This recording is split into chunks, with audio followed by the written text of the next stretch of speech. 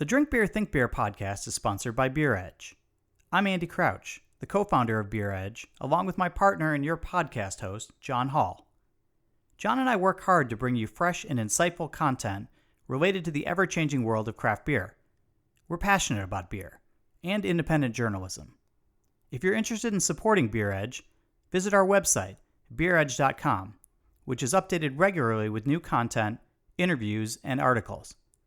Please also consider leaving us a review on Apple Podcasts or wherever you get your episodes. You can also subscribe to the Beer Edge newsletter on our website. Is there anyone you think that we should be talking to? Please drop us a line at andy@beeredge.com with your thoughts. And as always, thanks for your support.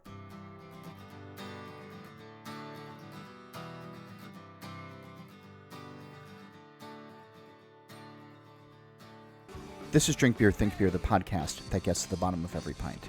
I'm John Hall. And today, my guest is Lisa Allen, the head brewer of Heater Allen in Oregon. Yes, we're going to talk about lagers. And I'll have a proper introduction in just a moment. But first, I'm happy to tell you that this episode is produced by Beer Edge. Check out beeredge.com for articles, podcasts, and to subscribe to the newsletter written by myself and Andy Crouch. Also, be sure to follow Beer Edge on social media at The Beer Edge. And please take a moment to leave a review of the show on your podcast platform of choice. I remember the first time I was handed a Heater Allen Pilsner. I was visiting Portland years ago, and my love of lagers was well established. A friend ordered without even asking, and I've been thankful ever since. We know there's something special about a well-made lager, and as we're in the full heat of summer, at least here on the East Coast, a crisp, clear, refreshing lager is perfect for the situation. And since it's top of mind and my recycling bin reflects that, I called up Lisa Allen. She's the head brewer of Heater Allen, the brewery her father started in 2007. He lived the classic story of a home brewer that went pro and decided to make the beers he wanted to drink.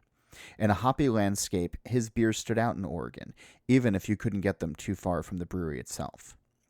Lisa says she was fascinated by fermentation and brewing science from a young age, but didn't plan on joining her father's business and instead went into winemaking. But, as fate had it, she would enter the brewhouse to help out and hasn't left. It's been a great benefit to us all. She spoke to me from the brewery in McMinnville, Oregon, and we get into what's it like working for a small family business, what happens when you futz around with some lagers, and how easy it is to get her beer these days. But first, I wanted to ask about how the brewery had been impacted by COVID-19, and so we start there. Here's our conversation. It's kind of gone through waves. When it first happened, about 70% of our beer we did on draft, and it was mostly our Pilsner. And then we just kind of started canning more and found different avenues of places where we could sell our pills specifically, just because we had so much in tank that we weren't getting rid of.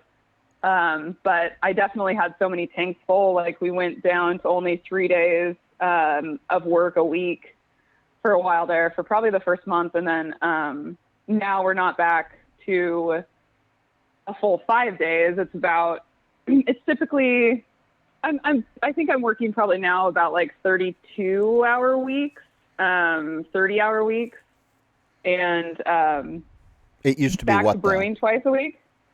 Oh, it's probably 40 plus, depending on the week. So now it's ever since I hired my cellar guy in September. I was probably working between 40 and 50 hours a week, but then once I hired my cellar guy, has been a huge help. And so that put it more down to normal hours. But yeah, so now we're just canning a lot more. Our production numbers are definitely down slightly just because, we, didn't brew as much as we typically would have for about a month.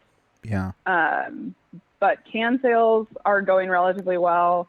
We have distributed to California for a while now, and we're just sending them a lot more beer and going up to Seattle a little bit more often with beer. And these are markets that you were in, but you've had to, yeah. you've just been looking for more outlets because draft has just died off. Yeah, we did. And we did start the company Tavor that sells all over the country. Yep. It's like an app or whatever. They've asked us for beer in the past. They've wanted to partner with us, and we've honestly never had enough beer for them. And so this was a situation where we're like, oh, we can sell you guys beer now. So, and they've actually been great. They've been great to work with. So, and that's been like, so we don't have beer sitting around and just like getting old. We've been able to move some through that. And then also it gives people across the country more of a chance to try our beer if they're part of, if they subscribed to that service or whatever. That's such an interesting thing, though, because I always thought of your brewery as like one of Oregon's better kept secrets. Just like in a good way. Like it was like that secret handshake. If somebody from out of town came in, my writer friends would always, it'd be one of the first beers that they'd put in my hand. It was sort of this welcome thing, but like, and then part of the charm was, wow, this is a really great beer, but I can't get that anywhere else. Was that sort of the intent for the brewery early on to stay local? Yeah. And I think part of it too is that, beer tastes better the closer it is to the source. I mean, because of how heat affects beer and stuff like that, especially if it's not kept cold. I think that's kind of why we, never did this before, because we have been trying to keep it like close and local, but I guess desperate times. Yeah. I mean, but does that worry you? Cause like you do have this reputation as a brewery that cares about quality, and that's certainly a reputation that all breweries should have. But now that people can get it, wherever in the country, and through the mail after it's been to a warehouse, is that the sort of thing that makes you twitchy, or do you have faith in the system? Like it does a little bit, and I think that's another reason it's not like that's why we haven't done it before. I've actually gotten good feedback from people who have bought the beer through Tabor. So that makes me like a little bit more confident that, they're doing it right, I guess, protecting the beer in the way that they can. But yeah, I mean, it still like makes me nervous. Like, I mean, you want your beer to taste as good as possible. And, but it's just one of those things where I feel at some point, once it leaves the brewery, you can't control it. Like someone could be not doing a good job at storing kegs in Portland, but someone in California that gets a keg could like, make sure it's always kept cold and stuff like that. So, you have to deal with that aspect, I guess, too, just the human element. That makes sense. And as you said before, it's a matter of survival. Yeah. How is it looking long term for you? Like what? Right now that you're getting beer out, I guess is what's the next worry that comes up, and then long term. I think right now we're feeling pretty comfortable with where we are. We've been able to sell enough cans, and like because we haven't gone, even with some restaurants and reopening and stuff like that, we actually still haven't been selling very much draft. We've been really trying to concentrate on cans. And so as long as we're able to kind of sell cans, I think, we hope that we can make it through this. Like we've had a small tap room, but our tap room never made that much money for us. And so there's a lot of, I think, breweries in Portland that have been having a hard time because they rely on their pubs. They rely on their brew pub for people to come and buy beer at the source and buy food and all of that. So, we never lost that source of income. So it's just kind of like, okay, well, let's just kind of shift our focus, and instead of focusing on draft, let's focus on package. And I think the one concern for me would be, I mean, there's a lot of breweries in Portland. So, I mean, I'm assuming that stuff because of COVID is probably going to close down again in the fall. Yeah. And so, especially with the weather we have here, most restaurants have transitioned to having outdoor seating, which is great in the summer. But as soon as it starts to rain, you're not going to be able to see people outside. So I think the worry is then too, it's like, are people now all of the breweries again are going to start wanting to put stuff in package. So then it's just going to be, a flooded market in a sense.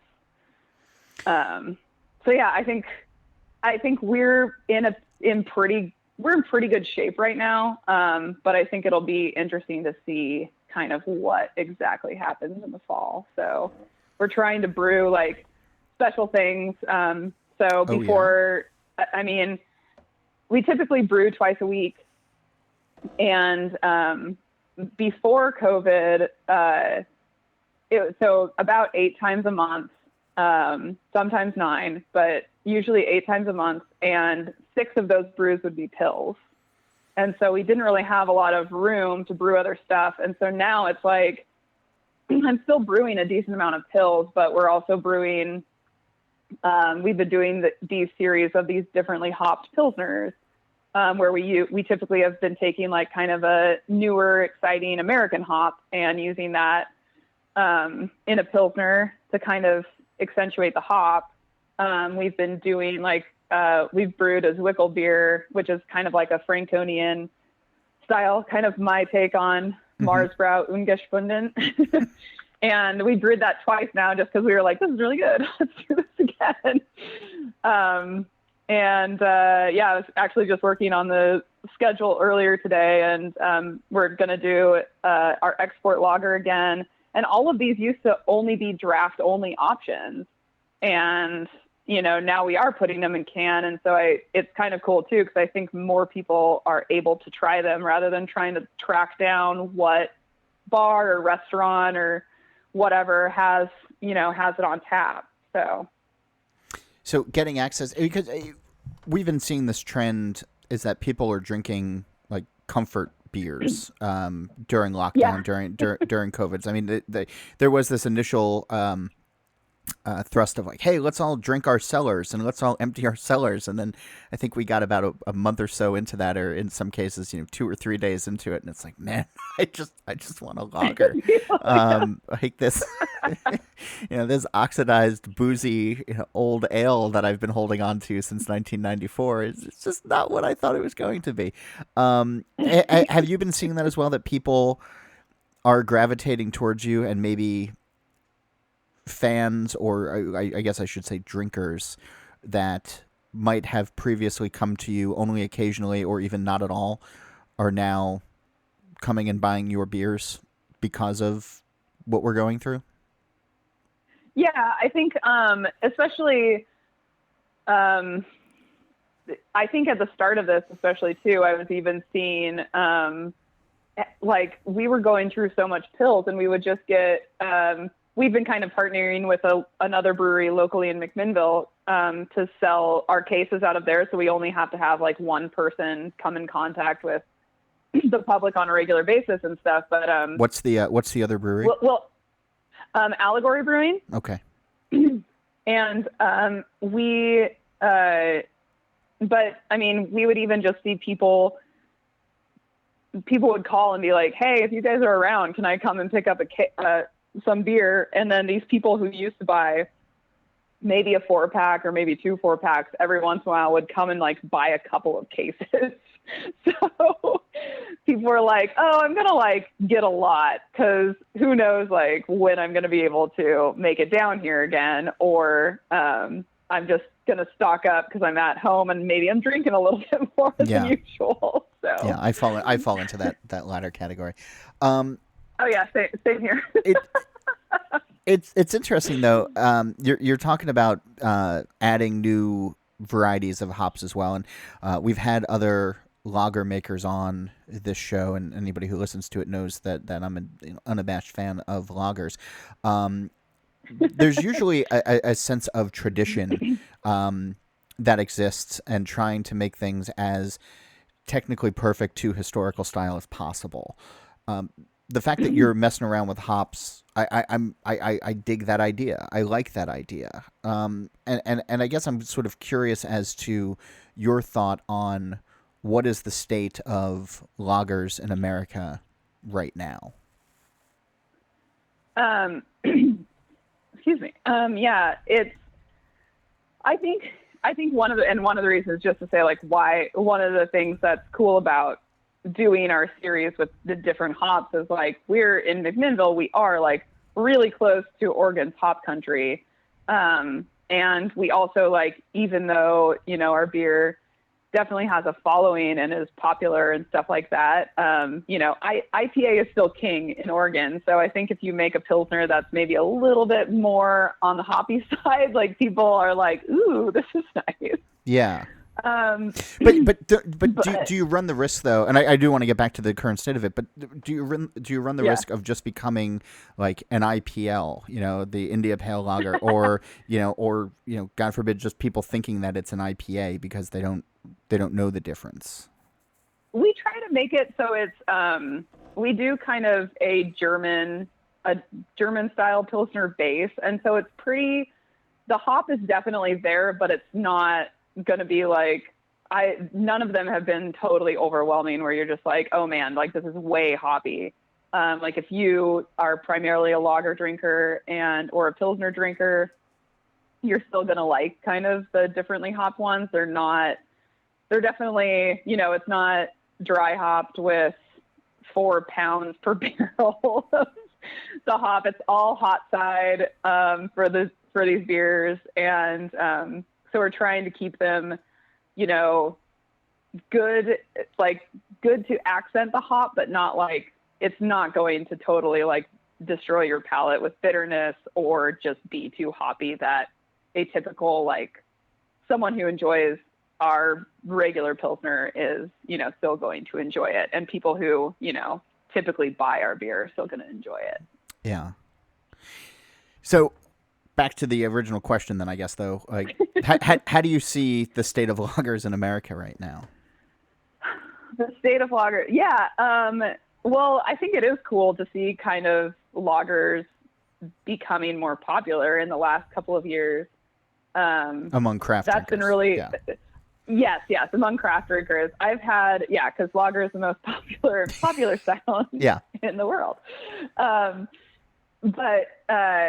Among craft drinkers, it's kind of been cool to see, because I've had this joke for a while where it's like on, New Year's Eve each year, I've been like, so 2017, the year of the lager, like, just as a joke, I've done that for years. And I feel like I stopped doing it in 2018 because I really feel like that was kind of the year of the lager. What do you think, mate? Why do you think that? I don't know. I think it was just kind of a flip in the switch where people all of a sudden were like, oh, wait, no, these are really good, like, easy to drink, delicious beer. I've talked before, I've talked to friends about the kind of the evolution of a craft beer drinker, where I feel like a lot of people start with getting really into hoppy beers and IPAs, and then they'll slowly move their way to, like, Belgian styles and sour beers. And then the last of the evolution is getting into, like, traditional German lagers. So I feel like that has happened as a collective almost of craft beer drinkers. I think that with the kind of traditional styles, while I do, like, respect and try to follow traditional methods, I also know that I'm not making beer in 1870, so I do have some advantages that I don't necessarily have to do. Like what? And so, like, we don't do a decoction.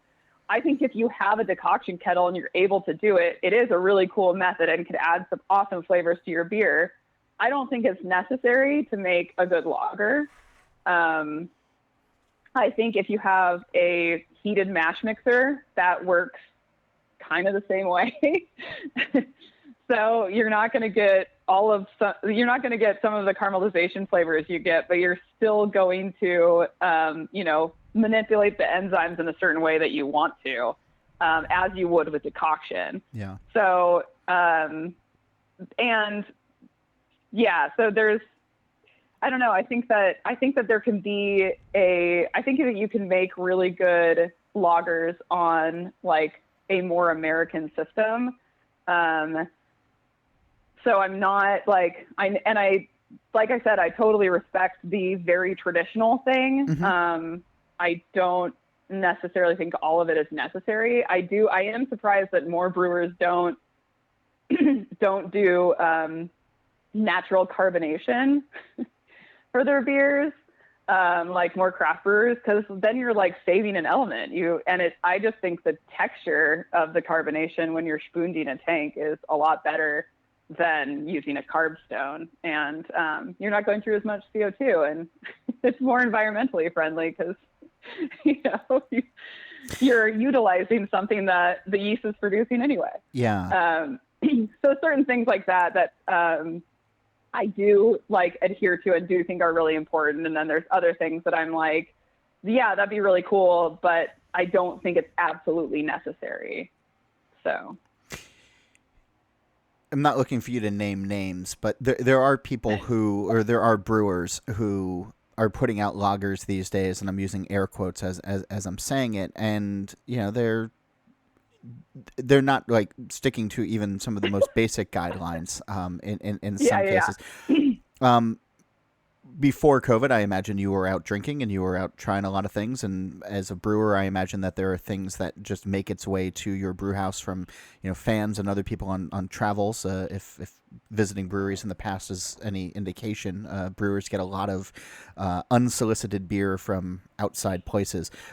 Is there, what's a pet peeve of yours that you've seen from brewers that are making, or even just starting to attempt to make lagers? If 2018 was the year of the lager, and now we're on an upswing and more people are getting into the game, you, Lisa Allen, as a seasoned lager brewer, what are some of your pet peeves that new to the game brewers should avoid at all costs? I think that if you're going, I think if you're going to make good lagers, I do think you have to do a step mash. I've tried a lot of lagers from breweries that concentrate on making IPAs, and their lagers are always way too sweet, and they taste way too grainy. Yeah. And I think it's because they're just doing a single infusion. And so it's just like, you're not able to like manipulate the enzymes to kind of get that nice dryness that you can if you just utilize a step mash. So that's one of, the real like super sweetness. And then I can hear the frustration in your voice as you're describing some of these just from memory. Yeah, I'm sorry that I led you down this path. I'm gonna get us out of it in a few minutes. But no, what else is bothering you about it? I honestly, like, I know this is really trendy right now, and people will probably get mad at me for saying this, but I do not like oak aged lagers. They're just not my favorite. I think that I've had ones that are well done, but it's just not a flavor I want to taste in a Pilsner. I don't want to taste oak. Like, I came to beer from the wine world. Yeah. And like, even in the wine world, like, there's wines that have too much oak in them, and that you don't want that wood flower or flavor, sorry. And I think that's the same with like some wood aged beers, and sometimes they also are oxidized, and I'm like, this is a flaw. This shouldn't be here. And that's not to say that people can't enjoy them. It's just something I'm not a big fan of. I think that, and when you're saying like, oak, though, like foeder aged kind of thing. Yeah. Okay. Yeah. Anything that has, like, if it's a neutral, so I think people are like, oh, well, back in the day, they put, like in Germany and stuff, they put beer in barrels, but Yeah. it was pitch lined, so the oak didn't impart a flavor on the beer. And I think a lot of people, so it's not my favorite flavor. I don't know. I've had a couple that I really enjoy, so I'm, I might be. Yeah, no, I know. And I've had some that are really like well made. It's just not my favorite flavor. So that's more of a personal thing. It's not something that I'm like, but I think that it can be well done, and I think it can be poorly executed. And I think that's part of the thing that it's kind of those poorly executed ones that I've had where I'm just like, just don't do it. Just like, okay. So I'm trying to think of,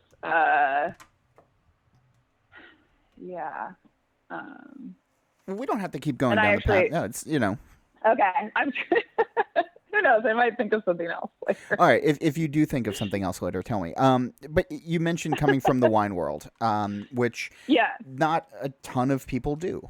Even still, your father, who started the brewery, obviously came from home brewing, and that's a more traditional path for folks getting into beer and beer making.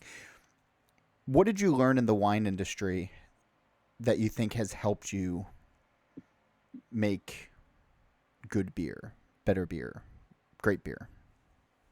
I think honestly coming to, I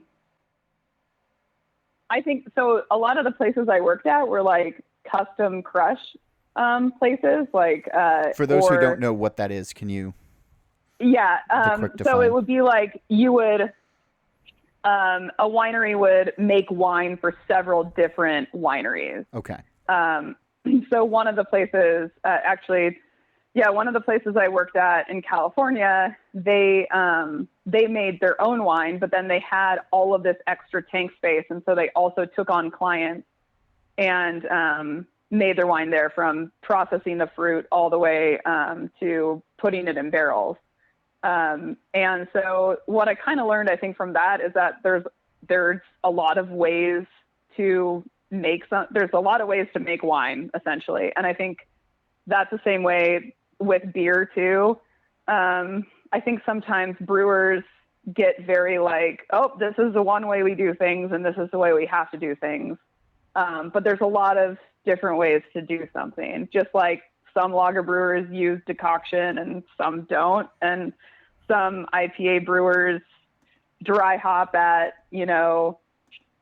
after fermentation is over. I don't know if anyone does anymore, or some people do it like during fermentation. Like there's a lot of different methods to do one thing. Yeah. And it doesn't necessarily mean that one is better than the other. It's just different. And I think, it made me, just working in wine made me appreciate beer a lot more. Cause I don't, even though I do sometimes work very long hours, I don't have to work harvest anymore. So that makes me really happy. But yeah, it also, I don't know, it's pretty different in a lot of ways. So I did kind of bring some methods that I don't think my dad really knew. He shadowed at a couple of breweries before he started. But just coming from the homebrew side of it, and then reading a lot, and all of that, I think I was able to bring some stuff from the wine world that's like, oh no, like we can do this way. And coming from a place that had used similar methods, maybe not exactly the same methods, but using similar methods, and applying those to the brewery itself. That makes sense. You touched on your father and his homebrew background and starting the brewery. There are 8,000 plus breweries in the country right now, and the future remains unclear for a lot of folks. But when I talk to brewers that have started. I've been in brew houses where, they'll point to their 5-year-old who's playing on the floor, Legos next to some fermenters and saying, this will all be his one day. And there's sort of this expectation. I don't know if it's from, the Bush family or, the Coors family or some of these other brewing dynasties that we've seen, that this is, can be treated as a generational business, handed down from generation to generation. And we've seen some brewers try to pass the reins on to kids, and sometimes it's worked and sometimes it hasn't, or other breweries sold. You've had the benefit of coming into this later as an adult, who had a career separate from the brewery before you joined the family business. But it did become a generational business at that point. As you think about the dynamic of working for and working with your father and working on a business that bears the family name, what do you say to the younger generation of brewers that have kids, maybe, that are in their teens or, starting to get into the general workplace, who might be, wanting to pass on the business one day? What have you learned as the daughter-father dynamic that you think can help other brewers, or potentially tell them to, go running, screaming off into the fields? Yeah. I would say, well, first of all, I would say it definitely changed my dad and my relationship. And I think I would say that we are definitely closer and stuff like that, but I would say we sometimes speak more in work terms and stuff like that than actually, speaking more family. I don't know if that makes sense. It's well, it's tough to leave the job at home. Tough to leave the job at job. Christmas dinner isn't necessarily about, what's going on in your life. It's, your life. Yeah. It's what's in fermenter 3, Pass the sweet potatoes. Yeah. So, so it definitely changes your relationship. And I would say that it's the one thing that from my dad and I, we didn't immediately get along and work together swimmingly. We have very similar personalities, and so it was actually pretty hard for us to work together for the first few years. Mm-hmm. Now we're fine, and it's just I tell people it's frustrating sometimes because you do have, I feel as the child of the business owner that works for the business, it's hard to sometimes just not care about stuff. I can't go home and just not think about the brewery or not be worried about something having to do with the brewery. It's always a part of my life, where it's as a lot of brewers just clock in at the beginning of the day, clock in at the end of the day, and, they're done with it. So I would say that for people that would like their kids to take it on, I would say don't force it would be my thing. If they're interested in it, and talk to them about it. But I was always pretty interested in, I got interested in the process of making alcohol kind of, I would say I was slightly encouraged by my dad, but I kind of got into it on my own. And so it wasn't something that I ever was, I feel forced into. When I actually first started working at the brewery, I always thought that I would go back to wine.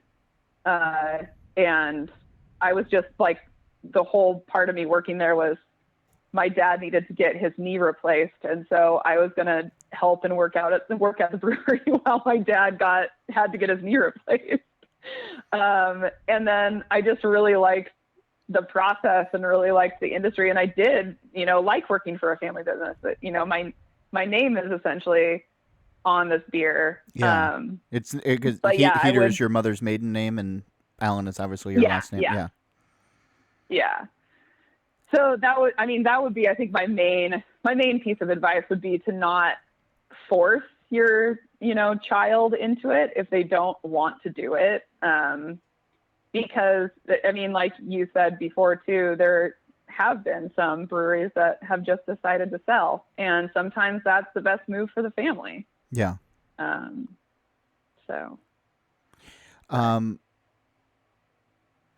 When it comes to Oregon, I'm going to change gears a little bit here. I was in thinking about this interview. I've been thinking sort of about the last time that I visited Portland, and your beer was one of the first that a friend of mine put in my hand after I got to his house, and I started thinking about how, from the outside, Oregon in general is often thought of as an incubator, and there's a lot of experimentation that happens. And I think a lot of experimentation happens, everywhere. But because of the sheer number of breweries that the state has, because of some of the big names and some of the excitement that's around the entire brewing industry in the state, there's often a lot of, wow, it's super progressive. But then I started to think about it a little bit more, and some of the more iconic beers that come out of the state, the ones that we know, are actually more rooted in tradition than they are, trying to bend the will of palates.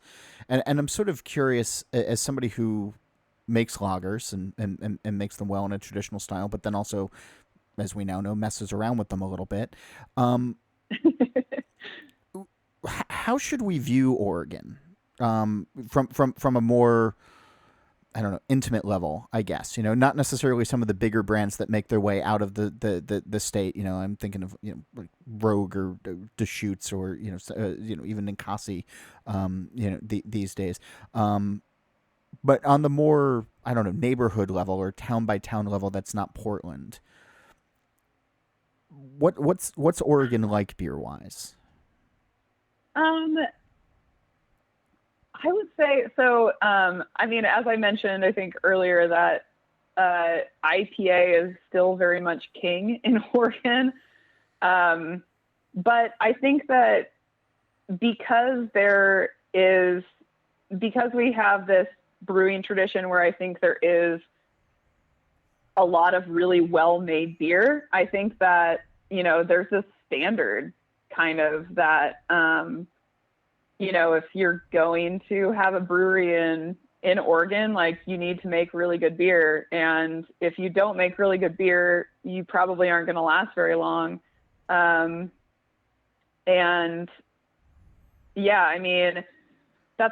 whenever I go and visit other places, like, I find places that have great beer. But it always kind of reminds me too that I'm kind of spoiled being in Oregon, because, I can go to pretty much any brewery, and even if it's a brewery that like specializes in hazies, and that I'm not a huge fan of, sorry. But I can find not something many lager brewers are. Yeah, it goes against everything that's in your core, right? Of your core beliefs. Yeah. You used how much hops, and why can't I see through this? And yeah. I know. Have you thought about a pineapple puree lager? Oh no. What about Twizzlers or Skittles or something in there? Oh man, that actually, now that you mentioned that, I remembered one of my other pet peeves is people just like putting stuff like rather than concentrating first on making, like, say, a really good Kolsch style or something like that. They're just like, well, let's make a Kolsch with lemon in it or something like that. It's like, well, why don't you lemon make heads. the style really lemon well? Heads is what you and mean. Then, yeah. Lemon heads, exactly. And then maybe add that other element. Like, why don't you learn how to make the style first really well? And but yeah, I think that going back to the Oregon question, I think that also, like, and I've said this before in other interviews and stuff too, where it's like, I think one of the things about Oregon where we're really lucky is we have pretty much the entire state has really good water. And so we are kind of in this perfect place to make beer in general. And so, yeah, I think it's just kind of a standard of beer making in a way where it's, if you're, you essentially, you better be pretty good at making beer. Otherwise, you're not gonna survive very long. So yeah, I'm trying to think else what it's been interesting to see, because I grew up in Portland, and so I kind of grew up with the craft beer scene. And so, it kind of has been interesting to kind of see the evolution. Obviously I didn't, drink beer when I was 3, when I think like craft beer kind of started getting popular. But, my parents were always into craft beer and stuff like that. So, kind of seeing the evolution, with that. And I just remember a lot of pale ale and IPA. So I think there's definitely the roots in those that traditional kind of West Coast, as they call it, IPA.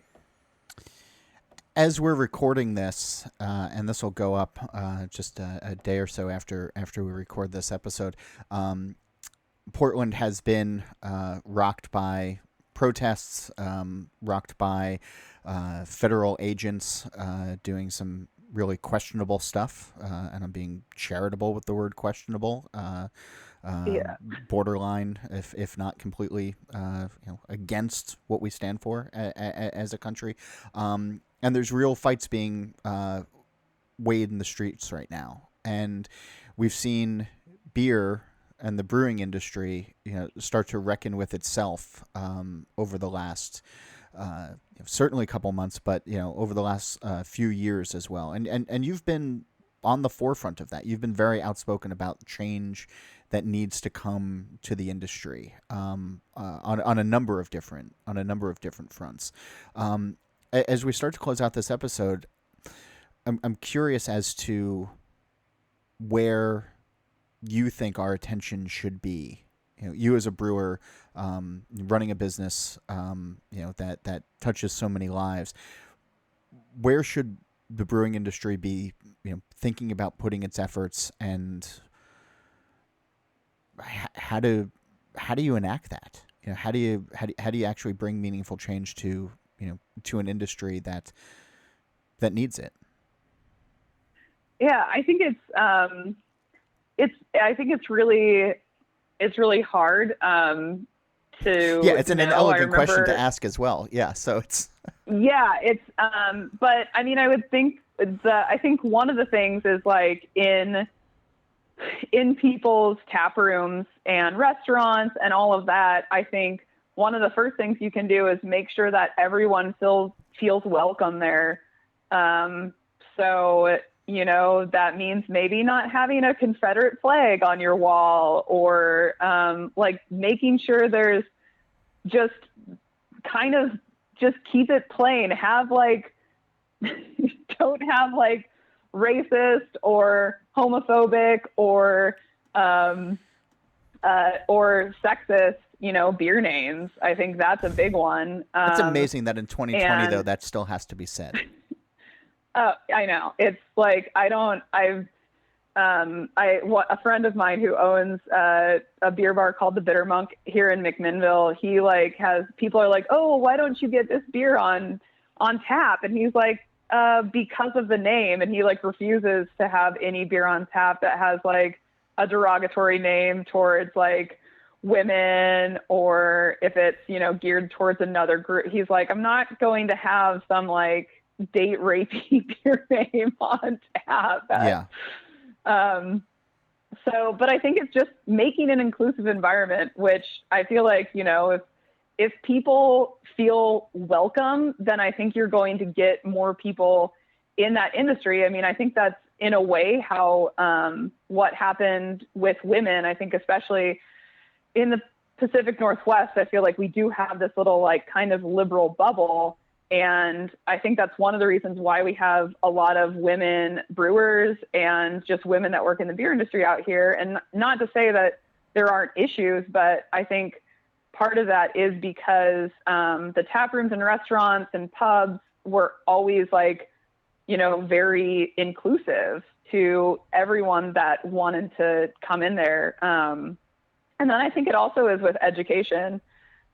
Just having those educational opportunities open and making sure that people know that they're available. Because I think there's a lot of people that just don't know that these opportunities are out there for them. So if you just kind of, and sometimes it's as simple as making sure you're maybe, you know, following some different groups that, you know, aren't some, like I realized after this whole thing started happening across the country, I was like, I only follow like, you know, 3 like Black Instagram people that having to do with beer. Like why? Like, why don't I follow more people? And so I like sought that out. And then now it's like, oh, this is really cool. I've learned all of this other stuff that I didn't know before. And sometimes it's as simple as that. And then like, can even reach out to someone and be like, hey, I heard that you wanted to like do this. Did you know about this opportunity through this that, you know, you can partake in? And so sometimes it's just doing the simple thing by like, you know, looking at your social media feed and being like, hey, I can like maybe, you know, using I using can it just, as a two-way street. Yeah. Yeah, exactly. And I mean, and I think that's the thing with even with getting like having had more women get into the industry with the Pink Boots Society. I think a lot of people are just like, oh yeah, I'm not like really into being part of a group. And it's like, but you do realize like it's pretty much just scholarship opportunities, right? Like that's like what it is. It's like an educational group. Like that's what we're trying to do. So yeah, I think the same thing and has to do with getting more diversity into the beer industry is just kind of making people feel like they're invited and, you know, kind of making sure that people that want to get educated and want to be in the industry have the opportunity to do that. Makes sense. It's a progressive march forward that is moving much too slow for a lot of folks, and hopefully we can start to pick up the pace and have some loggers along the way as well. Yeah. Lisa, thanks so much for taking the time and talking with me on the show today. I really appreciate it. Yeah, thanks for having me. My thanks to Lisa for being on the show, and you now know how you can get her beer delivered right to your doorstep. You know what to do. Make sure you check out the brewery online and on social media as well. And before we go, I'll remind you that the show is produced by Beer Edge. Check out beeredge.com and subscribe to the newsletter, and also download the Beer Edge podcast hosted by Andy Crouch with new episodes every week. Also check out Steal This Beer and the BYO Nano podcast. And please don't forget to go onto Apple Podcasts or wherever you download and leave a review of this show. If you have questions, suggestions, or guests you'd like to hear, please email me at johnholl, that's JOHNHOLL, at beeredge.com, or you can reach out on Twitter at John_Hall. Nate Schweber does the music, Jeff Quinn designed the logo, and my thanks to you for listening. I'm John Hall. New episodes release every Wednesday, and that's when I'll be back to drink beer and to think beer.